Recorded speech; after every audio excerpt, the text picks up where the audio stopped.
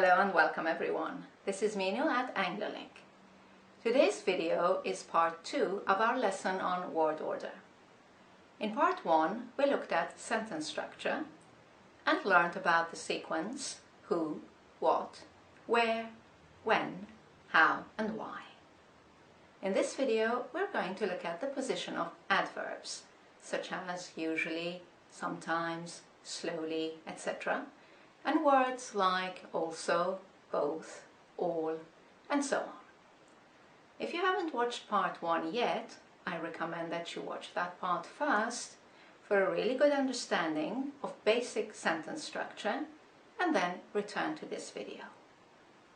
By the end of this video, having also watched part 1, you will have a clear idea of how to construct really good sentences in English. And this will greatly improve your confidence and your fluency in writing and speaking English. So when you're ready, we can begin. Word order part 2. Today we're going to look at the position of adverbs. Let's start with frequency adverbs. The most common position for adverbs of frequency is before the main verb in the what part.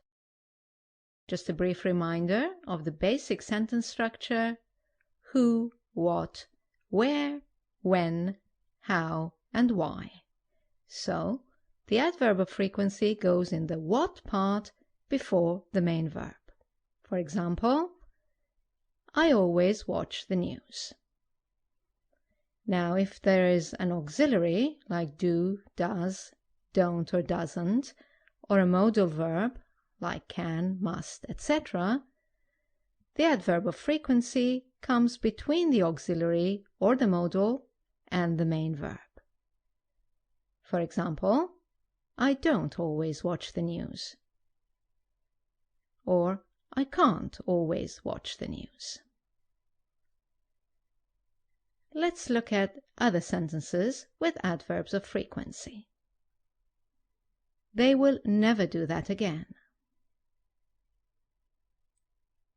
He hardly ever goes out. She can rarely have a rest. It seldom rains here. She occasionally writes to me. He sometimes has to work late. She doesn't usually work on Fridays. I have often seen him. It always happens in winter. Right, let's have a look at other adverbs that come before the main verb. Already. I have already had lunch. Recently. They have recently bought a new car. Just. She has just come back. Finally. We finally managed to contact him. Soon. We will soon have a break. Still. He is still watching television. Almost. I almost forgot. All. They have all finished. Currently. They're currently negotiating a deal. Also. I would also like to visit the church. Probably. We will probably get a letter next week. both. We both arrived late. Even. I can't even move my fingers. Hardly. I could hardly hear him.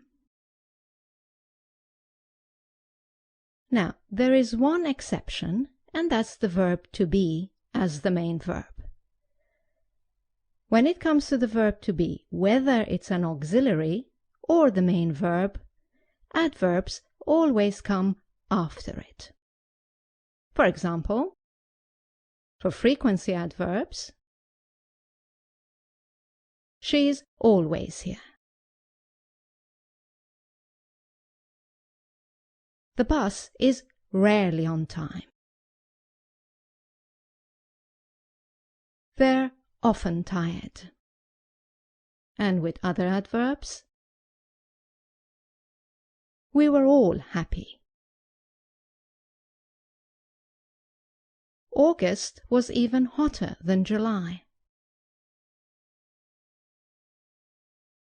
I am already late. Right then, to summarize, always put the adverbs before the main verb, except when your main verb is the verb to be. Now, let's look at a situation where you might see the adverb at the beginning of a sentence. It doesn't happen with all adverbs, but some adverbs can come to the beginning of a sentence, and as always, this is to put more emphasis on this adverb. Therefore, the punctuation and the voice will have to change too. For example, we had a sentence which was, he sometimes has to work late. If you want to stress sometimes, put it at the beginning, and in writing separate it with a comma, and say, sometimes he has to work late. Let's look at some other examples and put the adverb at the beginning. One of our sentences was, she doesn't usually work on Fridays. Bring the adverb to the beginning and stress it. Usually, she doesn't work on Fridays. Next example, putting finally at the beginning. Finally, we managed to contact him. Here we have soon at the beginning of the sentence. Soon we'll have a break. And one final example with currently. The original sentence was, they're currently negotiating a deal, and we can stress currently by putting it at the beginning. Currently, they're negotiating a deal.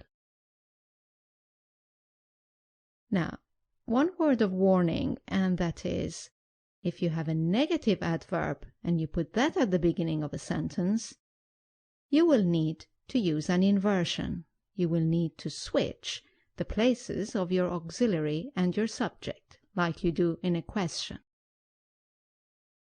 As this complicates the sentence structure, it is best to avoid negative adverbs at the start of a sentence. But so you're aware of them, let's have a look at some examples.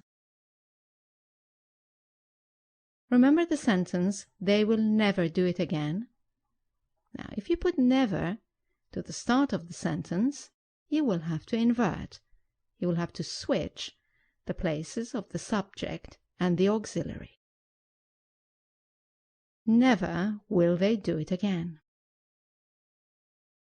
Let's look at another example we had before. It was, she can rarely have a rest. If you want to emphasize rarely and put it at the start of the sentence, you need to invert. Rarely can she have a rest. And a slightly more complicated example would be, it seldom rains here. Now, if you put seldom to the beginning of the sentence, you will need to bring in the auxiliary for the inversion. As this is the present simple tense, your auxiliary is does. Seldom does it rain here. So to summarize, you can put adverbs at the start of a sentence to emphasize your point, but be careful when you do that with negative adverbs. Now, let's move on to the adverbs of manner. These are adverbs that answer the question how. As you will remember from part 1, how comes between the elements when and why in the sentence structure. Now, if the how is an ly adverb, such as quickly, slowly, gently, carefully, etc., you can put it before the main verb, as we have seen with the other adverbs. If you do this, you are stressing this element, you are emphasizing this element, and should also reflect it in your voice. Let's look at some examples. He opened the door quietly. So you have the who, what, and how. Now, because the how is an ly adverb, you can put it before the main verb, like any other adverb, and stress it with your voice. He quietly opened the door. Let's look at another example. We could see it in the distance clearly. So you have the who, what, where in the distance, and the how, clearly. As it's an ly adverb, you can move it before the main verb and stress it with your voice. We could clearly see it in the distance. Let's have a final example. She was singing happily. Who, what, and how. Once again, the ly adverb, happily, can come before the main verb. She was happily singing. Well, that's all for this part 2 of our video on word order. I hope you have enjoyed it. As you know, you can now go to our website, anglolink.com, for further examples and online exercises. And please remember to rate, comment, and subscribe. Thank you for watching. I look forward to seeing you in our next video. Bye now.